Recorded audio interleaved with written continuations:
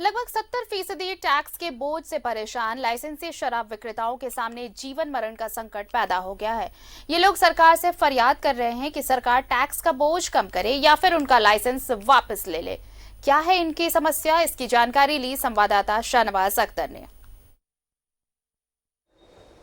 झारखंड भर के शराब विक्रेता बेहद आक्रोशित हैं, निराश हैं, उदास हैं और इसी क्रम में राज्य भर से इनके प्रतिनिधि झारखंड के उत्पाद भवन में जुटे हैं मेरे ठीक पीछे। और 3 सूत्री मांग है इनकी।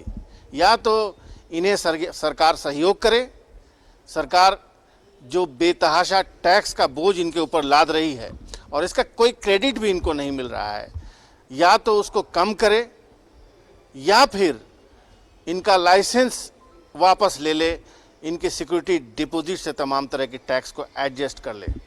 निर्णायक मोड़ पर इनका संघर्ष आ गया है और इनका कहना है कि अब झारखंड में शराब का कारोबार करना बेहद मुश्किल हो रहा है। निशान सिंह जी हमारे साथ हैं, आप बताइए मूल समस्या क्या है? देखिए, कोरोना काल में व्यापारिक गतिविधियों में धीमापन आने के कारण और सरकार के द्वारा राजस्व को बढ़ाने के लिए लिए गए दोहरी मार के कारण आज झारखंड के जितने भी अनुज्ञाधारी हैं वो आत्महत्या करने के पर विवश होते जा रहे हैं। आपको पता होगा कि पिछले वर्ष भी एक अनुज्ञाधारी ने इसी आर्थिक तंगी के कारण सुसाइड कर लिया था। कोरोना के बाद इस सरकार ने वैट को 50% से बढ़ा के 75% कर दिया है और स्पेशल एक्साइज ड्यूटी का 10% का अतिरिक्त बोझ हम पे डाल दिया। उसके अलावा हम एडिशनल एक्साइज ड्यूटी के रूप में भी सरकार को देते हैं। अगर एडिशनल एक्साइज ड्यूटी और स्पेशल एक्साइज ड्यूटी दोनों को मर्ज कर दिया जाए तो ये मोटा मोटी 25% होता है जो अनुज्ञाधारी सरकार को दे रहे हैं, लेकिन विभाग या सरकार हमारे उस कंट्रीब्यूशन को हमें समायोजित नहीं कर रहा है।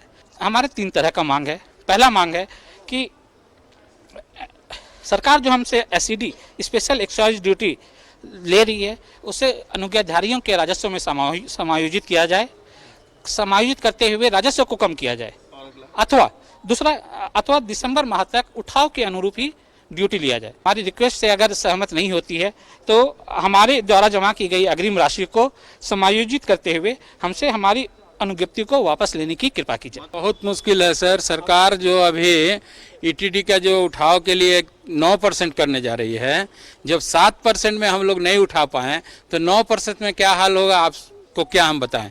बहुत लोगों का ईटीडी छूट गया, उसका तो माल रिटर्न नहीं होगा। 5 लाख 7 लाख रुपया करके छूट गया, वो कहाँ से ला के देंगे? उनका तो इनकम 2 लाख कमाएंगे नहीं, 7 लाख का ईटीडी छोड़ दे रहे हैं। किस तरह से शराब व्यवसायी मुश्किलों के दौर से गुजर रहा है और ये नौबत आ गई है कि अब ये लोग इस कारोबार से मुक्त होना चाहते हैं और सरकार से आग्रह कर रहे हैं कि या तो आप हमारे सिक्योरिटी डिपॉजिट से उस रकम को समायोजित कर लें और हमारा लाइसेंस वापस ले लें, अन्यथा हमारे साथ इतना सहयोग करें कि हम आराम से कारोबार कर सकें।